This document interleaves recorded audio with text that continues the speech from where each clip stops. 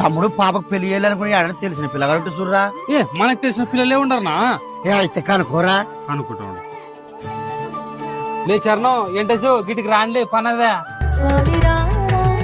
గా పిల్లలే సరిగా. ఆ పిల్లగాడేం పుట్టి ఏం నవ్వుతాడు ఏమన్నా ఆ రకమా? అవునా ఈ ఫోటోగాడు సిటీలో జాబ్ చేస్తాడు, నెలకి 25,000 సంపాదిస్తాడు, కానీ ఫలం లేదు. అట్ట కాదు పొలం ఉండాలి ఖచ్చితంగా. పొలం ఉంటే చక్కగా కూడా ఇస్తావా?